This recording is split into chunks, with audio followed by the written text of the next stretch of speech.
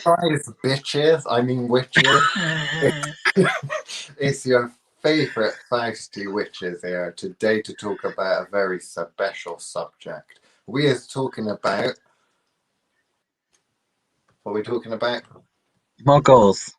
Muggles, aka mundanes, aka boring people that don't practice the magic or nothing. You know? They also live on this planet as well. What they do with their time, I'm not entirely sure, but we do know they pay well. So, today we've made an entire episode all about them. Because without mundanes, we wouldn't be asked the questions like, is my man coming back? Yeah. You know? Yeah. So, where do you want to jump in and start then, Chris? Do you want to talk about how you identify a muggle, a mundane, what they are, how they differ from the magical folk? We could talk about squibs, couldn't we? To be fair, we had with the podcast we did earlier today, we were talking about the profane. The profane. Agrippa called them the profane. Yeah. So, before we start, we first got to do the advertising. So, we are launching the Feed a Witch campaign, okay? Which means that what you've got to do is because Chris is a starving and a hungry, that feisty witch.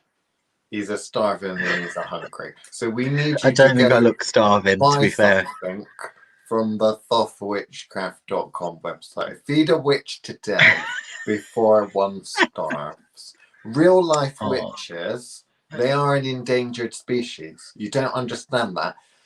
David Attenborough, he only ever goes on about the tigers and the lions and all the dolphins and shit. But witches, actually, Chris, there ain't that many of them about. Not real ones, anyway. Most of them are fake. No. So for a genuine, real witch, we could all be going extinct. That's why it's important that you feed your pet Fausty witch, Chris. If you buy something from the shop this week, then a Chris will write and send pictures. Much like the animals do when you pay your £2 a month. So if you want a signed picture of Chris, you got to buy something from the thothwitchcraft.com website. Yeah? Okay. thothwitchcraft.com. Go buy something today and feed the Fausty witch. So, Chris. Irene says as long as the cat's included by the looks of it. The cat? They are cute. Well, I don't know if at checkout, does it allow you to like make a comment or something? Because they could also always write, I'd rather have a picture of Chris's pussy than of him. Oh, Liam, no. No? What It's if we 8 let o'clock. What if we let him pick the pussy? It's Do 8 you want o'clock. the man pussy Liam. or the lead? What? What? You've got two. You've got two. That's crossing the line. No. Which one's your favourite? No. That would be crossing a line because that's just nasty. Which one's your favourite pussy cat? I don't have a favourite. I love them equally. I think you do. No, I don't. I think I don't. Yeah. I really don't. You have a favourite. I don't. I do. Right. So, we're talking about muggles, mundanes, that sort of thing. So, we better first describe what they are. Mundanes are boring, non-magical folk people. So people that don't practice magic, you can often find them in the self-help section in Waterstones. Also, you can watch them generally in front of the television or watching Eastenders and soap operas like A Casualty and other such things. They're the people that don't really do anything. They don't really do anything. But some of them have an interest in magic. They're the sort that come to Fanny Cranach for their Fanny Cranach wisdom readings. Okay, and we will be doing a Fanny Cranach wisdom reading today. Okay. So, I don't know if to do it now. Does everyone want us to do a Fanny Cranach wisdom reading now? can do it now, or we can save it to the end. I don't know. We can save it till the end. We'll save it to the end. You better remind me then. So, other than calling them boring folk, which is really not fair, They are pretty boring. What do you talk to a mundane about? I mean, come on, Muggles. What have they got to talk about? Drinking. What's the weather like? Sports and shit? I mean, come on. Yeah. When we go to the pub, we talk about haunted objects and scaring the local Wiccan covens out of the woods at night, because they shouldn't be in the woods past 9 o'clock at night. They should be at home.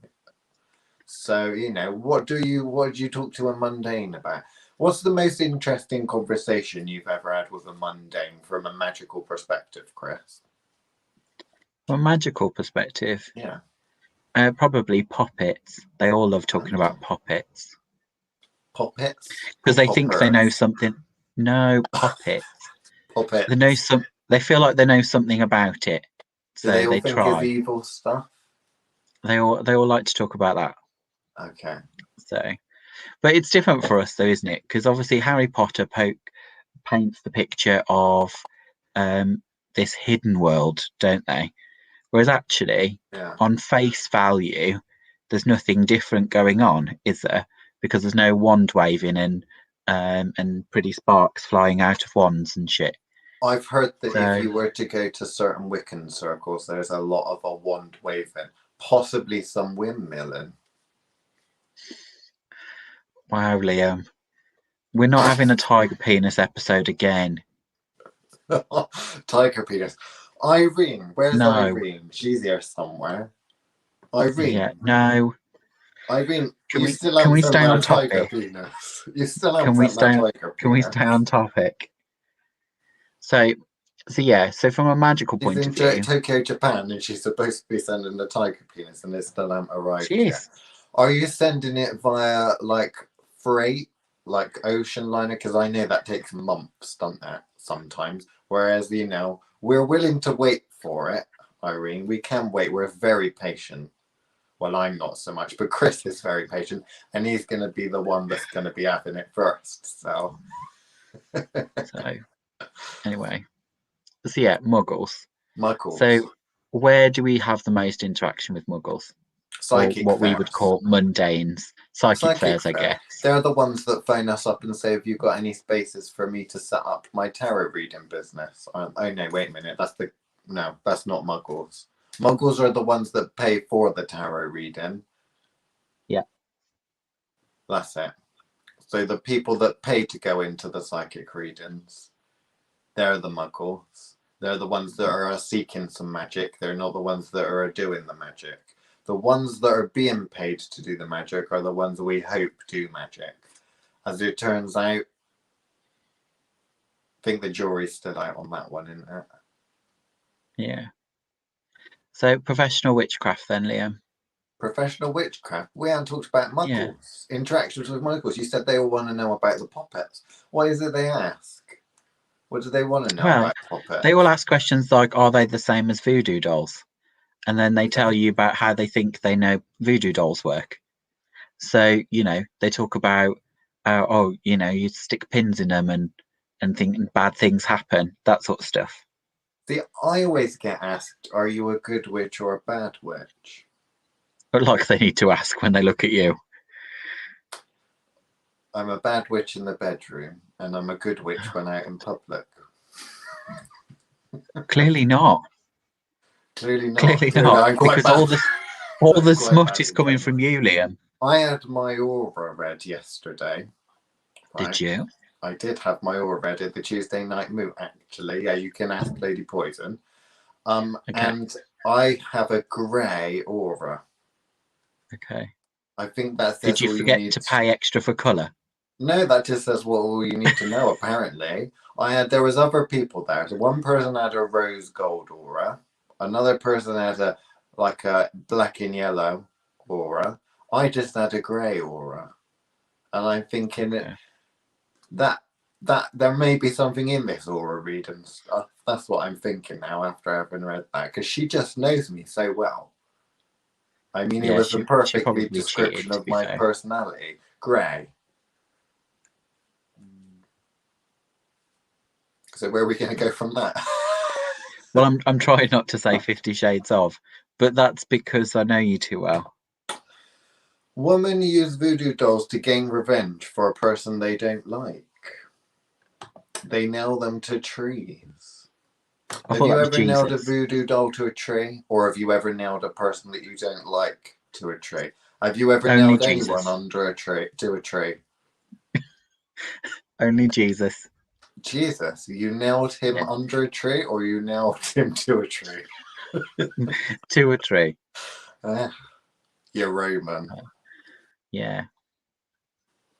You can't be upsetting the Jesus now. Come on. We love Jesus. We'll have his fan club threatening us again, Chris. I mean, What, the ones you're that sell going flip-flops? too far now. Making the sexual innuendos is okay. Talking No, I about don't think it nailing is, Liam. Jesus is a bad. Well, the Jews did it, didn't they? I don't know. I'm not entirely sure. I mean, did he even exist? I thought he was one of these mega magus. A mega? I thought he was a mega magus. That's how he turns water into wine and shit.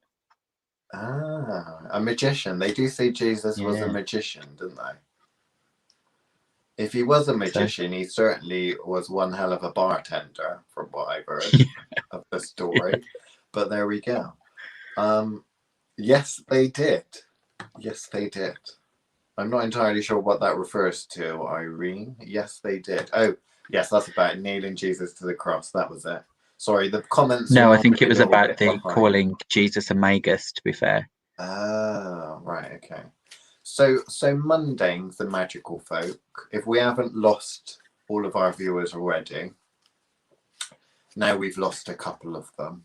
With all your profanities. With all my profanities, we can start talking about a magic, because a magic is not for the mundanes, is it, Chris? They're not privy to the magic. We've got to keep it all secret, haven't we? Oh, you're talking about gatekeeping. We get accused of telling too much about magic. Yes. Because I don't know how many episodes you guys have watched of the Fausty Witches Q&A, but it was one hell of an education. I think you'll agree. Yeah. So, mundanes, questions they asked. Normally it's the same thing. So where do these questions that mundanes ask come from? Is it kind of what they see in pop culture? Or is it about, well, actually, I want you to do something for me, but I'm a little bit scared to ask? Because you always get those sorts of people, don't you? You always get so is it possible to do such and such? And I think, yes, we can do something nasty to your ex-husband. Am I going to do it? I'm not doing it for free, but it is possible to do. And then inevitably, if how would you go about doing that? How much would it cost and the likes? You know, that kind of thing. So there's people that kind of are kind of interested in magic from the perspective that is fascinating as an interest, much like you go around a museum and you look at the mummies, dead mummies and the like, and you think, oh, that's cool. And then you go about your daily life. So there's people that are kind of intrigued by magic. But then there's also people that want to kind of work out whether it's real and whether they can harness the power of magic, but have never had any experience with it. So the mundanes that are kind of seeking the magic out, which are always quite fun. Magic. Mundane seeking. They are fun. They are fun. They're never ones that want to go pro, though, are they? They tend to be the ones that, at best, semi-professional. You know, the ones that they'll do a few charm bags and they'll, do a couple of candle spells, but they don't want to meet no deities or nothing. Like, there is no. I think they call them Wiccans. No, because the Wiccans meet the deities because they leave offerings to them and such. Now, on the subject of squibs, what's a squib? Because Muggle comes from the Harry Potter books, doesn't it? J.K. Rowling, and she's talking about non-magical folk. But there's also this idea in Harry Potter about a squibs. So squibs are kind of like almost magical folk. They can do a little bit, but they can't really do anything worthwhile. And Chris often likens them to Wiccans, don't you? Why is that? No, squibs. Squibs are magical folk that can't do magic. Yeah. So they're kind of not Yeah, that great, aren't they? They can't do the spells and that. They can see but the that comes, spirits, but they yeah, can't do but the spells. that comes from the idea of magical blood, doesn't it? Yeah. In Harry Potter, In this Harry idea Potter. that there is, magic is in the bloodline. So yeah, squibs for that are people that do have magic but can't perform it. I thought they were more armchair magicians, aren't they? No, because They have all armchair the magicians know-how but don't. can't actually do it. I don't know. I mean, maybe. I've often likened squibs to psychics because psychics kind of see things, but they don't fucking do anything with it. You know, they're like, oh, there's a Because they don't spirit perform there. magic. I can kind of try and do something about it, but at the end of the day, it's much of a muchness. Because in the squibs in the Harry Potter world, she can see the Dementors there, but she can't actually Yeah, get rid of them. no, So, I'm kind of thinking, well, actually, if we think about a lot of the psychics we meet, they see and sense and feel, but they don't work with, they don't do. There's a lack yeah. of doing. So I Well, they think just don't practice, do they? yeah, I So don't. it's one of those where you kind of like you wouldn't have a psychic in the ancient world that didn't have some kind of magical training. Mm, So whereas today we have this separation, don't we, of church and state, that kind of psychics are over this side, witches are over that side.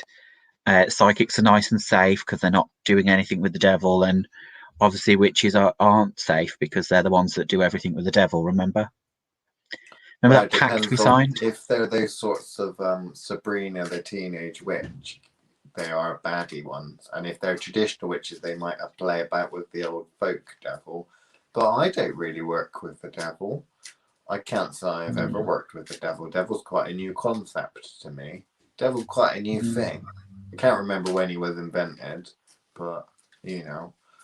We do have a question. Is there such a thing as real magic? And not talking about magic tricks and the like. So, in terms of what we'd class as magic, it's a difficult one, isn't it? You're essentially talking about they Yeah, say about creating change in the universe and all that causing bollocks. change. Yeah, I don't think there's much need to create basic definitions of magic because when you say magic to a child, they automatically know what you mean. Things that are Yeah, seemingly impossible or that the mundane world isn't used to. So levitation and casting the spells and even like magical creatures and stuff disappearing. like dragons and the like, that sort of thing. They think, well, Mm, that's not a thing. That's all magic. You know. yeah, So I don't think you necessarily need to know a definition of magic because we all kind of have roughly I have an idea of what magic is. It's just where the barrier is of as to what is real and what is possible within that kind of magic world and what isn't. So that's an interesting one because that's the sort of questions I thought the mundanes would ask witches, but they don't really seem mm, to ask that. It's normally a no, case of what can you do for me? yeah, yeah, yeah. It's all about the me, me, No, me with these mundanes. I can't think of a time I've ever met a mundane that kind of just went, prove me magic works. Like you Mm, don't get those ones. You get the ones that are not fully convinced. I suppose if you were Christian, you'd call them agnostics. The ones that aren't quite sure. They believe, but they've not really experienced. So, they're not devout followers.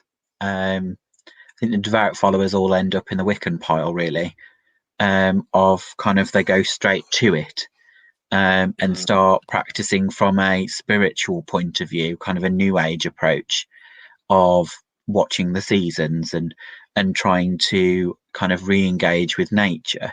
Like, it starts from that end, and then they might dabble in witchcraft if they experience enough. But Chris, I was told by a high-ranking Wiccan priest and a high-ranking Wiccan priestess that Wicca is the only real witchcraft. Before Wicca, Oh, there's no yeah. such thing as witchcraft. If you're not doing Wicca, you're not actually doing witchcraft, because Wicca is a mystery cult, and that is what witchcraft is. You can't be doing the witchcraft if you're not Wiccan. And you're not an initiate. Do you agree with that? Because I think it's shit. Well, there you go. There you go. I've just not been performing ever. Like, No. that's all in my head. But it is interesting. I should give all that money back for all that work I've done. Your definition of witchcraft isn't what a lot of people would go for, because your definition of witchcraft, you see it more like a modern word for magic, I suppose, don't you? Magical practitioner. Whereas a lot of people would say, no, it's definitely got to be European, and a European practice that's been going on for X amount of time. And I kind of think, I go more by the word. I go more by the person that's using the word than my definition of the word, if that makes sense. So I listen out for, if the word comes up, why is that person using it? And if someone was to ask me about what I do in that, if they're the person, if that person understands the word witch, then I would use that word. You know, if they didn't, I would probably use a different word, like magical practitioner, because a lot of people, you know, I mean, it's the Fausty Witches show. Often we get called and market ourselves as professional witches because we get paid essentially to do magic for people and to teach people how to do magic and the like. But it is one of those things, isn't it? We've got quite a few questions and such from our Irene today. I believe in the spiritual world because I see ghosts before I cross them over. I have seen the colour of the candle change to blue and flicker that a spirit created. So she's talking about us seeing the influences of spirits and the like. Yeah. It's interesting. When asking them to perform tricks. If we have any questions with anything to do with magic, then let us know. Obviously, the subject for tonight is supposed to be mundanes and muggles. But yeah, I mean, it is what it is at the end of the day. I mean, when you as a magical practitioner lead a magical life, don't you? Like I do. And sometimes wider society and mundanes kind of struggle to understand what that is, and it can cause somewhat issues, I suppose, with it. You know, I mean, there's talks in the pagan world certainly about rights and so on and so forth. People understanding, like the police or, you know, government and that, understanding people's beliefs and their practices and the like, so that if you're taking your magical items to the woods at night to do a ritual, they're not thinking that you're some sort of psycho killer dressed up in a cape with a dagger, for want of a better word. Yeah. I'm using words. The severed head might be a cutaway. Yeah, so as long as you stay on the right side of the law in the UK, witchcraft is allowed. It's when you start digging up corpses without a license and the appropriate paperwork that becomes a problem. So, but even so, I mean, navigating what is essentially a mundane world in the West, isn't it? Because it's a little bit different abroad. If you go abroad, the magical practices are very much still, you know, go in, is still part of the culture, whereas over here in the UK it's quite secular kind of culture. You've got a little bit of religion, different religions, whether it be Islam or Christianity, and communities within those, under those umbrellas. But in terms of a magical practice, normally it's seen as religion or atheism, and there's no kind of magic involved, is there? Whereas with witches, it's all about the magic, essentially. So there we go. Why would people sacrifice animals? Chris, any thoughts? I'm presuming we mean from a magical perspective why we would sacrifice animals for magical purposes. It can be a tricky one because most people we work with wouldn't. I don't think we work with any actually people that use those kind of sacrifices. The word sacrifice is about giving up something, of worth, of value. Mm. So traditionally, sacrificing an animal was a huge sacrifice because it was a great percentage of someone's wealth. If you were to give a chicken, that might not be a very big sacrifice, although they're the ones that would provide your eggs, etc., etc. So sacrificing a chicken might be quite a humble handover. Whereas if you were to give your best a prized bull, then you're giving up something that it is a large percentage of your house income. It's the difference between giving a blank check to somebody and throwing them a few coppers, just copper change. So, and that's the difference with sacrifice. Nowadays, you find a new way of making that kind of sacrifice. Mainly, I think it's down to the fact that we don't tend to raise our own animals in that way, and animals that we do raise tend to be pets: cats, dogs, turtles, fish. So rather than them being, particularly in the UK, unless you raise chickens as a hobby kind of thing, or bees for a hobby, they're probably about the only animals that you would farm, quote unquote. So people will find other ways to sacrifice. In Islam culture, it's fasting is the sacrifice offered to their deities. Is the sort, is what you're willing to give up.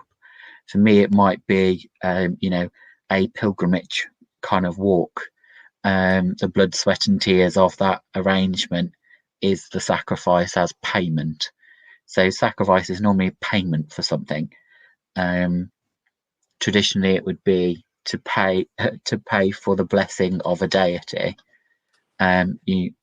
or giving small amounts of offerings to an ancestral altar is part of keeping an arrangement open. So, when it comes to a sacrifice of animals or people, essentially you're talking about it working on two levels. So there's going to be one or more of those two levels. The first level, what Chris essentially talked about, is that essentially if you're dealing with a spirit, the spirit may want some sacrifice. So it may want you to go out of your way to give it an offering to prove something. It's got to be difficult for you. So with cultures where you're particularly poor and all you have is livestock and the like, then sacrificing one of your chickens means that you have to go without. So if you're talking about Haitian voodoo or something like that, Haitian in Haiti, then it may be, and still is, a lot for someone to give up one of their chickens and essentially let it rot away and give to the spirits. So it's kind of like a payment, the fact that you're going out of your way. Sacrifice, the bigger the sacrifice, the more you're going out of your way, the more powerful it would essentially be seen as. Today, sacrificing a chicken isn't much. Even if you go to Tesco's and buy a free-range chicken, that isn't much of a sacrifice. They don't cost much money. We don't rear them ourselves. Also, talking about human sacrifice, people might think, well, humans are worth more than chickens. Therefore, if I sacrifice a human, that's a real big sacrifice. When you're talking about sacrificing slaves, which is a bigger sacrifice? To sacrifice a slave or to sacrifice the king of the castle? Well, it's more of a sacrifice to sacrifice the king, isn't it? Or your best warrior or something like that. So there would be kind of, within cultures and ideas, there would be kind of payment systems of tiers, as in this is low level sacrifice, this is an increase. And depending on what you're wanting the spirit to do, then you would set the appropriate level of sacrifice. And if that didn't work, then obviously cultures in the past would often think, well, I need to go up a tier and up a tier. Like that, to appease the gods. There was also the idea of sacrifices in its life, the life force, the life blood, the fact that you are transmuting the energy that is life force into that magical work. So if you're thinking about how you do power a spell, how would you make a powerful spell, then as a battery, the power source behind the spell, people will often think of killing something, as in the life force drains out of that thing into the spell. The life force, becomes the spell, powers the spell, essentially. We don't And in that way, sacrifice animals or people anymore. Some it's frowned upon. people do. Some people do. I'm not going to pretend like they don't. Some witches still sacrifice people. Yes, they do. Unpopular to say that. Not supposed to say that, because all of the pagans and the New Agers and all that say we don't sacrifice people. Well, no, the vast majority of them don't. But there are still one or two people that actually do, and I'm not going to pretend like they don't. What's an interesting part is when it comes to sacrificing humans, is whether or not how you can counter that balance. So is it you go with something old that's had many years, or are you sacrificing the potential of something youthful in the fact that you are taking so many years from that? So the barter system, when it comes down to that, is very interesting. Sorry, next question, Irene. So the spirits of the animals, if they're being sacrificed, would they be angry? So a couple of things to think about. If you're using the animal as a power source, then essentially what you're doing is you're killing it and using up its soul to power your spell. So it wouldn't matter if it's angry, it's basically wasting away and being transmuted. It's basically like a battery. So it's not going to be angry for very long. It's going to be used up and discarded like a battery. If you're talking about sacrificing as an offering to a spirit, then yes, the animal could be angry, or it might not be. It depends if it understands even what's happened. I mean, I've met enough dead people, and people are supposed to be smart. They don't know they're dead. So, some animals, they don't necessarily know what the hell's going on.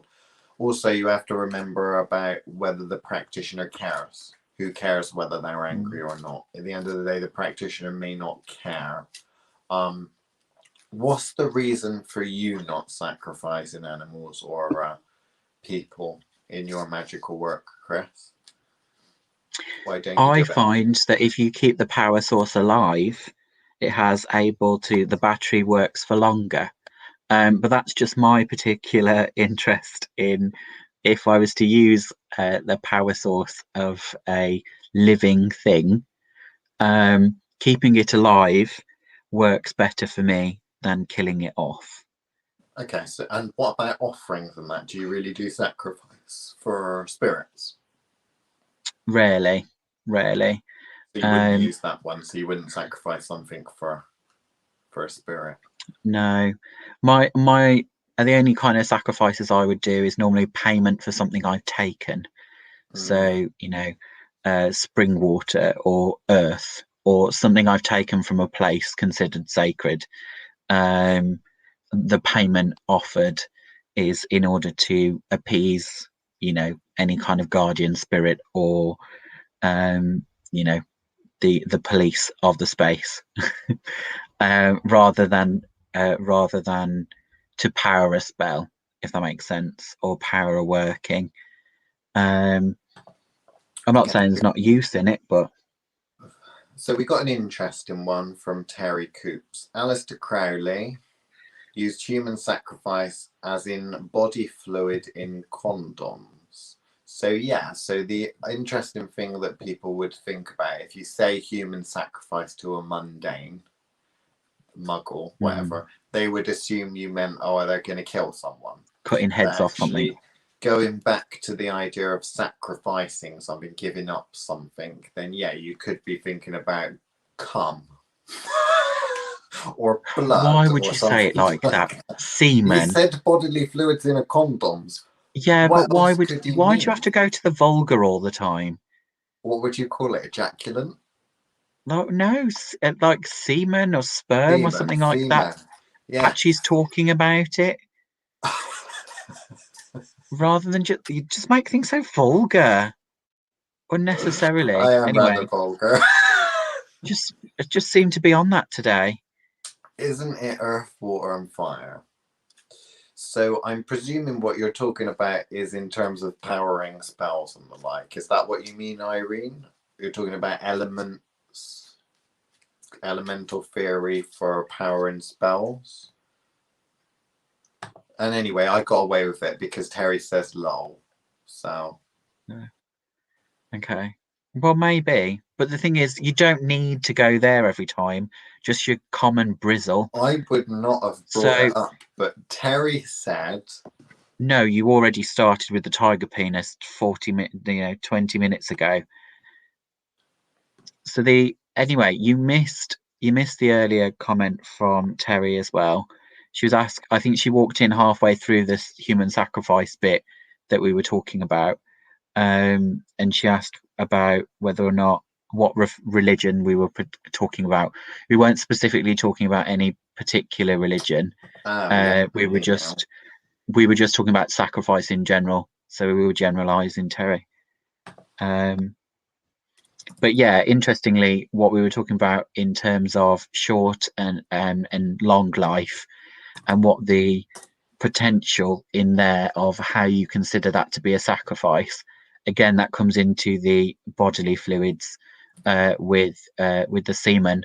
Would be a case of if you consider that to be, life in stasis, the potential of life, if it was to become a living thing. So yeah, there's that kind of that's kind of the process that's working on. Oh, Lauren's arrived. Right. Disclaimer then. Liam has a potty mouth tonight, so snowflakes beware. No, people aren't. No, I'm not. Anyway, I move don't on. understand what you mean, Chris. I just think, to me, I still behave like we're, BBC say watershed is 9 o'clock. I hate to break it. BBC is 9 o'clock. This ain't That the is BBC. that is a culturally accepted watershed. Oh, okay. And well, we it are must be before 9 that. o'clock somewhere. But you can't control yourself. It must be 9 o'clock somewhere. If I route this through a VPN and go to like somewhere else where it's 10 o'clock at night, can I say it then? You're a wanker. That's all I'm saying. Move on. Hey, I didn't direct the rudeness at you, Chris. I just said it in general. That's just you are the rudeness. You've always got to take it too far, haven't you? Right. For beginners, what would you recommend to bring power into spells when they aren't able to raise a lot of energy?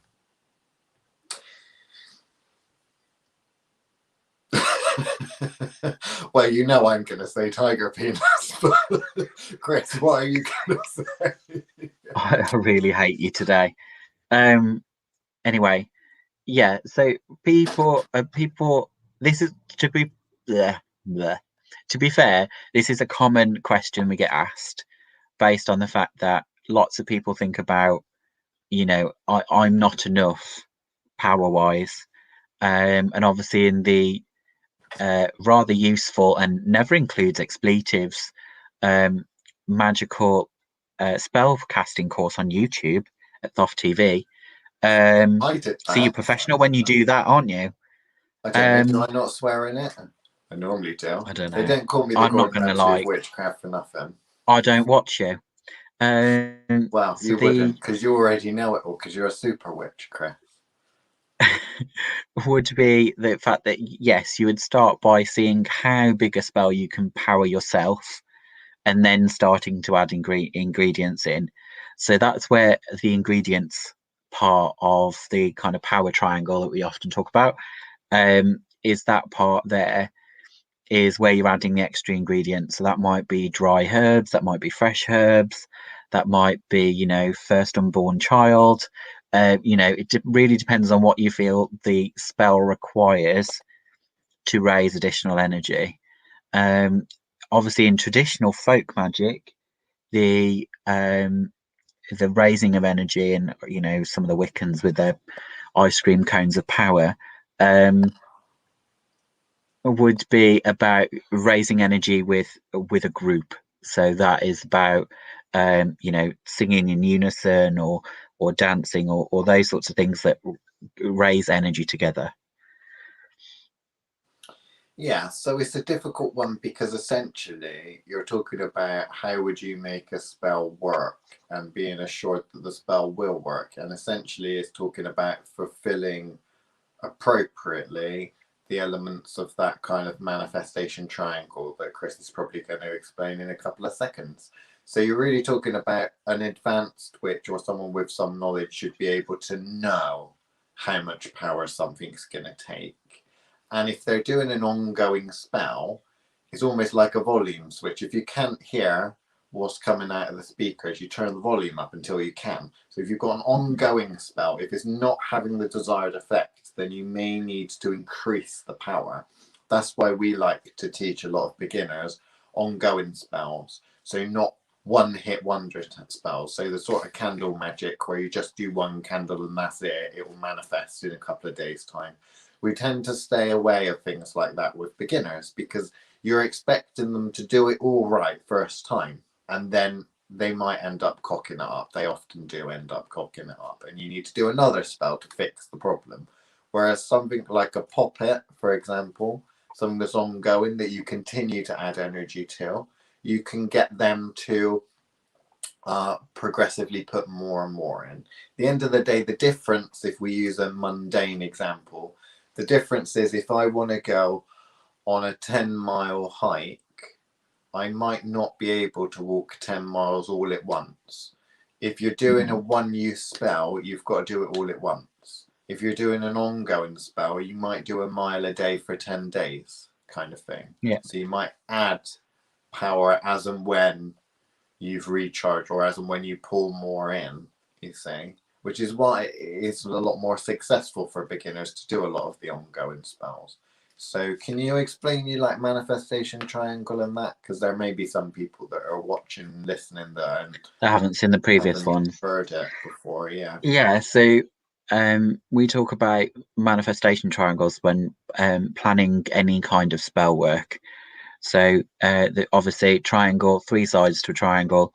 The main and what is often the most important one in getting to the goal is the power side. So power is part of that, and then the other two are I kind of call journey because people don't. I used to be intent. Now I don't feel I can use that word anymore. Of how it gets to the third side of the triangle, which is the focal point, the kind of end focus, the goal, what you want to achieve. So knowing those three parts is how you plan any kind of spell or ritual work. Is knowing can you balance that triangle, like the fire triangle. If you starve it of oxygen, the fire goes out, etc., etc. It works the same way. So that idea is that power. Do you have enough power to go the mile? How convoluted have you made the pathway, the journey, and how hard or how specific is the focal point? So depending on how you dial up the volume on each of those sides, gets you to a final result. And you'll find that when people mess up spells don't work, or spells don't happen the way they want them to happen, it's because of one of those sides of that triangle is unbalanced. So what Lauren's asking about is power. That's one side of those three. They're all just as important as each other to have the nice, perfectly balanced spell crafting. Yeah. If one of the elements are missing, then it's not going to work. Yeah. And if one of the elements isn't powerful enough, it's not going to work. Terry's just asked your favourite question. Where do you place the law of return into spell work? I Depends whether returned you it. consider it to be a law. I don't like the difference between laws and principles and that. It's like in science, you have the idea of a theory, okay? Because what we know about science is every 100 years, everything we think we know gets proven to be wrong. So when it comes to magic, we should be thinking about that. So in terms of a return, you should be factoring that into your spell work. So depending on what you mean by return, you could be thinking about nature abhors a vacuum. So if you're talking about banishing something or an area, then it's got to be filled with something. It's like sweeping leaves off of a path. You sweep the leaves off of the path and then some more come back. They might not be the same leaves. They might be different leaves, but there's nothing stopping anything from coming back. You've not put anything there. If you're talking about law of return in terms of that kind of karma ideas, so you've got the Eastern ideas of karma and you've got the Western ideas of karma, which are all completely different. Which in witchcraft, in traditional witchcraft, there's no such thing as karma, either the Eastern or the modern Western, New Agey kind of concept. Didn't really doesn't mean we don't believe in cause and effect, but yeah, there was more like it was the idea of effect, essentially. But then also, if you're talking about return, as in sending spell or energy from a spell back to the person that cast it. So if someone accursed me or hexed me or something, I might take the energy from that spell, take that spell, and throw it back. Like if someone throws a basketball at my head, I might catch it and then throw it back. I could throw it back twice as hard, or I could just throw it away. So if you want to expand a little bit, Terry, on what you're specifically talking about in terms of which area of return you'd like to go down, we'll try and go down that whatever route that you want to go down, what you're interested most in. Try and work it in a little bit more practically, because most people, Chris, they just don't discuss practical aspects, do they? It's all about theory, I find, with magic. Yeah. But that's armchair magicians, isn't it? Yeah, and often our actual way of approaching those things is just to absorb it. So I will never turn down a free meal. That's why I've got so many chins. It's down to the fact that actually what you do with that energy that comes at you, good or bad, is how you transmute it, or you store it for later use. Take it out for a nice little picnic. So set it on fire and throw it back.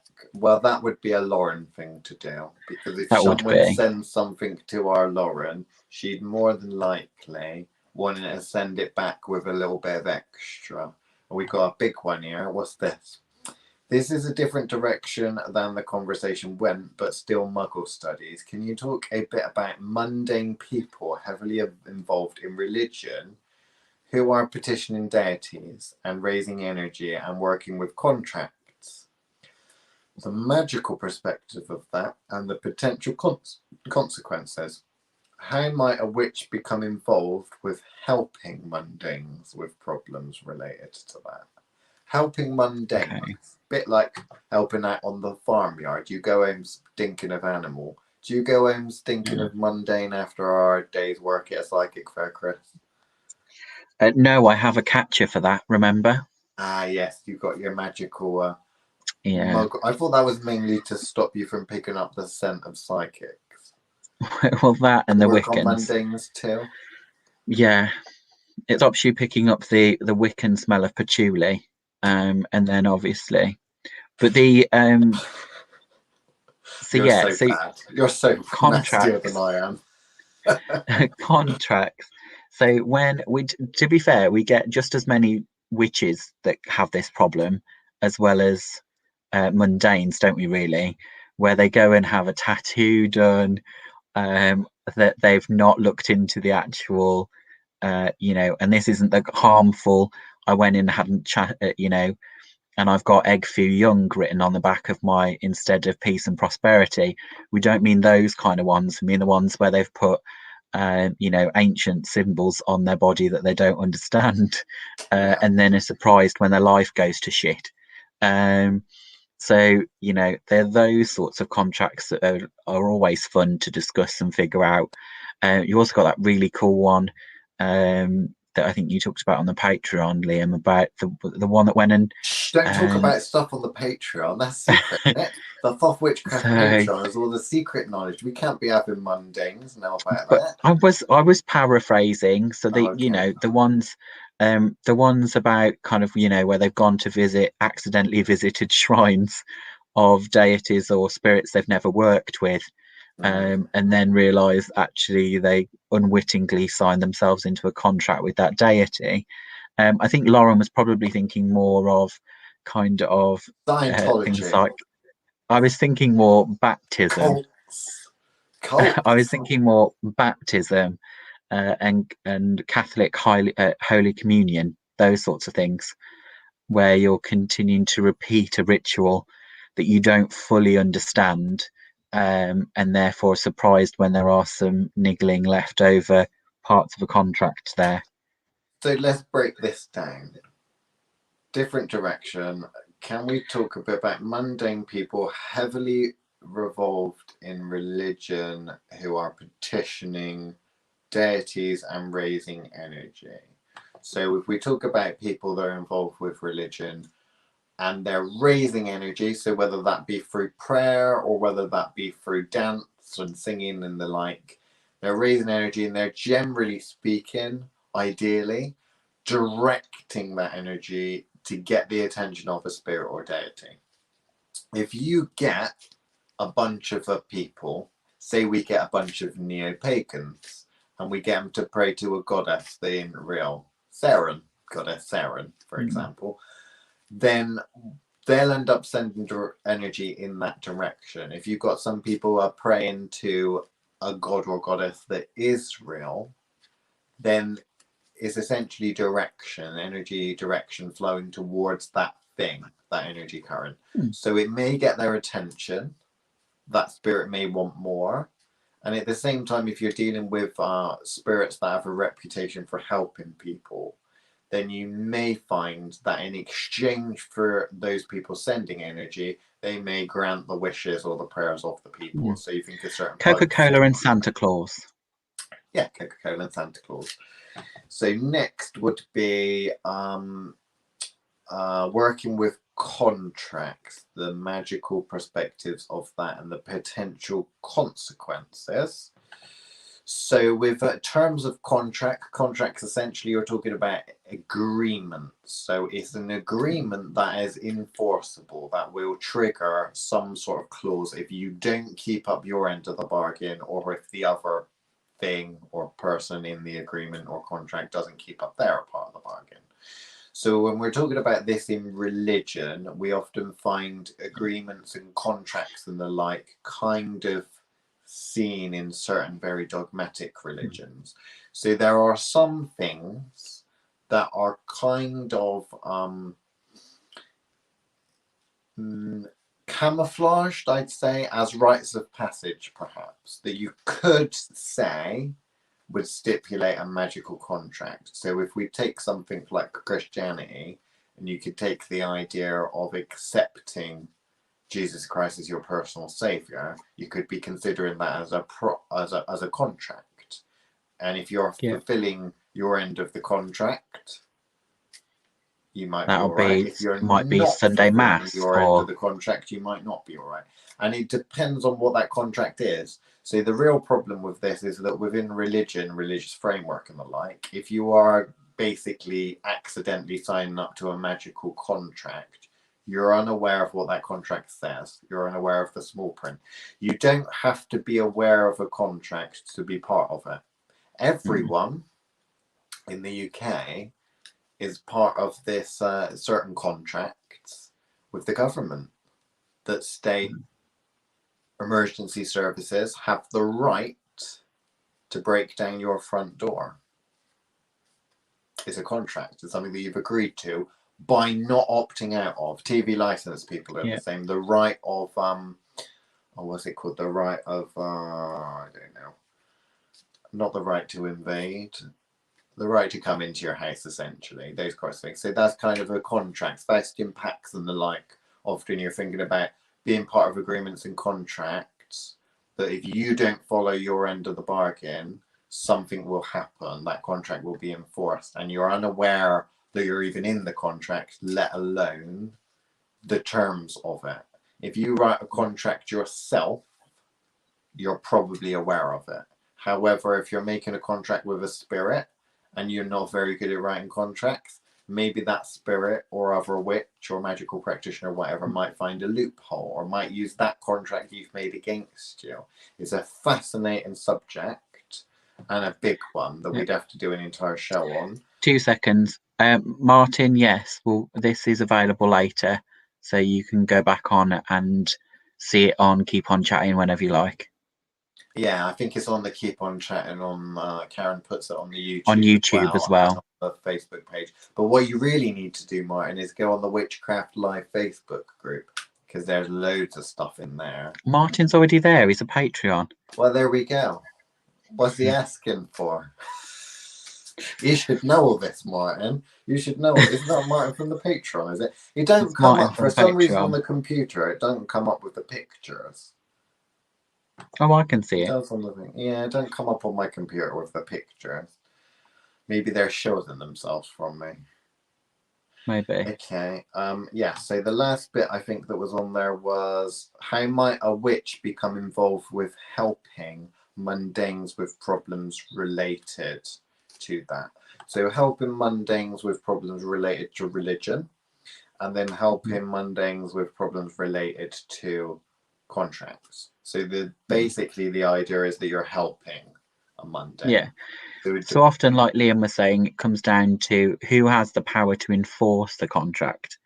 At the end of the day, you may have a contract, but it really doesn't matter unless someone is going to come and do it. So your mortgage, the fact is that if you don't pay up, someone is going to come and take your house away.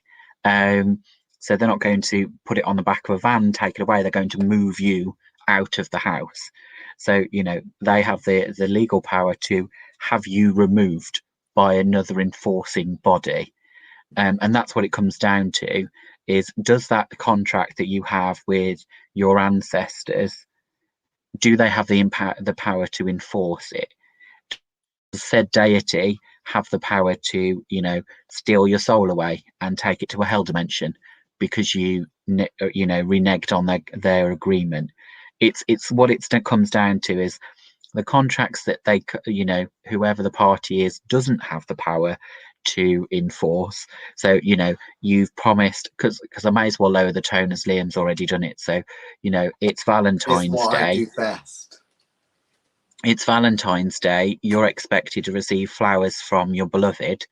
If you don't get them, and they're supposed to come, then you aren't getting any. Like, you know, that is the power of the two parties. That is an unwritten contract. Neither of you ever agreed to it. It is enforced by society itself in this you know, idea of trying to add some kind of pagan relationship with certain parts of the year. But you know, the power to enforce it is the fact that obviously you're not getting any that night. But if you know, beg a little and take flowers the next day, maybe you can renegotiate the contract. So, you know, it comes down to who has the power to actually to make sure that that's enforceable. If they don't, then you don't worry about those, you know, like I don't really worry about the ones about, well, they had a christening but they never had a confirmation and they've never been in a church since. You know, you've only got the concern of whether or not you think said deity or the angels or wherever the enforcement group is for that particular variety of contract is going to drag your ass to hell when you die. So, you know, it's whether or not you feel the need to then, you know, say the Lord's Prayer backwards or whatever other agreements that people try and do nowadays to kind of renege their association that was given by their parents. You know, the question would be, how good is your lawyer? You know, does your mom and dad have the power to offer up your soul to someone else? You know, it comes down to arguments of ownership. But yeah, I won't go on any further because we're almost out of time. Terry's next comment, Liam, or have you got something to say? Just one thing I put to that, because she talked about helping. So the thing that you need to ask yourself is, are you being asked to help them? Or are you jumping in because you see a potential problem that could end up causing the person to suffer? So if you take mundane examples, if you see a piano being pushed out of a window and someone stood underneath where it's going to fall and crash, would you say to the person, excuse me, mate, you might want to move, there's a piano about to fall on your head? Because that's basically you not being asked for the help. It kind of implies that if you were a good person, you would probably say, maybe I'll save this person. So you're getting involved at that point. But if you use the term of, you say to the person, well, you know, that piano is going to fall and crush you in a minute, and they say, fuck off, get out of here, I don't care. Then what do you do then? You've made Let them it smash aware. them. Do you push them out of the way, or do you let them smash? Nah, let them smash it.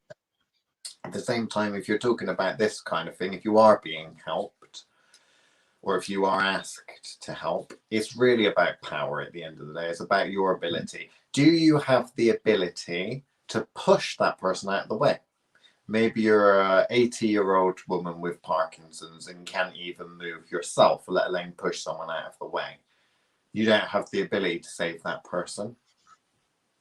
If you're a witch and you want to break a contract or stop something from enforcing the contract, do you have the power to do it at the end of the day? It's all about power. They like to pretend like the universe is a happy place, but really it's all about power and what you're able to achieve, what you're able to do. How big a fish are you? If you're a powerful witch, you're a big fish in a small pond, because this world is a small pond compared to what else is out there. That's why we like being here. Because we as big fish in a small pond. Big fish in a small pond. And then the last one, that's, Martin joined. Terry says, I think this relates to something we were talking about earlier. So for me, it's the responsibility of the cast, like you say, with the leaves energy changes all the time. You may ask for one thing and manifest, but there's always a payoff. Yeah, so this comes down to the power triangle again, the manifestation triangle. So where you are likely to have problems with the payoff is whether or not you are able to foresee how much energy is required to pay it, to pay for it. So if you've, like Liam said, that 10k walk, does it need breaking down into 10 1ks? Or are you able to do it in 2 lots of 5? Like it really is a kind of mathematics problem of, do you have enough energy to make that happen? If you don't, how do you fulfill the deficit? So in terms of the actual, going back to the original question, which was about kind of repercussions, cause and effect, is do you have the power to cause that effect? If you don't, then normally what's going to happen is it won't happen. Or if, like some people do, where they bite off more than they can chew, tying themselves into an energy power source as the energy power source, then they start to have negative things happen to them because they didn't raise enough energy in order to pay off the debt in the first place. So, that's where someone bites, the focal point and the journey are far too big for what they are capable of raising themselves, and then the spell continues to work, drawing energy from you over and over again when you have nothing else to give. So those are the kind of payoffs that you would struggle with, is where you haven't calculated how much power is required and you don't have enough. It really depends on the spell though, because most people when they start off, they start with little spell jars and all that kind of stuff, where those often aren't linking. They're not longer lasting spells. So they are kind of light a fuse and walk away. They are bombs kind of situation, in which case what will normally happen is if you don't have enough energy throw out and cause that ripple effect, then it'll just fizzle out. What becomes the problem is when you do longer, bigger spells that require larger amounts of energy in order to manifest, and then the journey starts to go off, or the end result starts to go off, and they start to manifest in ways you weren't prepared for. But that kind of payoff part only becomes a problem if you're then it's petition work. that's where payoffs are a problem. Is down to the fact that when you are asking something else to step in and do the energy, that's where you're going to get repercussions of, well, I did the work, but you haven't paid me effectively. And that's where this comes down to that is, people don't think of petitions as contracts, but they are. Very little contracts, but it is a service contract. I have, passed the service part of this over to you to go and achieve, and I will be paying for it in one way, shape, or form. Yeah. So are you going to pay the spirit up front, and then maybe it runs away with the offering? That goetic spirit, it might have run away with that nice succulent steak you put on the George Foreman grill because it wanted 2 steaks and you give him both up front. You should have given one up front and then said, oh, you can have the other steak when you manifest what I want to manifest. So the last important thing, Fanny. Let's see if Fanny has any advice for people. So we got our Fanny Cranach cards. Because I'm not allowed to use this on any other platform apart from the Fausty Witches show, because the chintzy Fanny Cranach cards are chintzy, and we is not chintzy witches. But here, surrounded in purple, we are in a chintzy mood tonight, and a psychic mood, because purple is the colour of a psychic. So, pick a number between 1 and 3. I'm gonna shuffle the Fanny card. And we'll see if Fanny has any advice for you. Okay? So Fanny says to the people that have picked number 1, some bitch is gonna saunter in and fuck your life up soon. Oh dear, it's not looking good for the people that picked number 1. Let's look about the people that have picked number 2, shall we? The people that have picked a number 2, something is coming to an end. I tell you what, who needs a psychic when you've got Fanny Cranach cards? Something's coming to an end. She doesn't tell you what it is, because most of these half-ass psychics, they won't give you any more information than that, and there's always a summer coming to an end. That's why it's generally right. So the people that picked number 3, what's number 3? This is only the beginning. Chris, I find that quite profound. That's because you love Fanny. I do love Fanny. But there we go. Wow. Do you want to pick a card just for you, Chris? Why not? I'll have a number 7 again. I'll give it a shuffle and I'll see what cards just come up for Chris. Better things are not on the horizon, Chris. I'm sorry. No, because I've probably got another 10 years of you. Fanny has spoken. So there we go. I'm not entirely sure what next week's episode is going to be called or even about, but I'm sure we'll think of something fun to amuse ourselves, and maybe you might learn something from it also. But there we go. Over and out.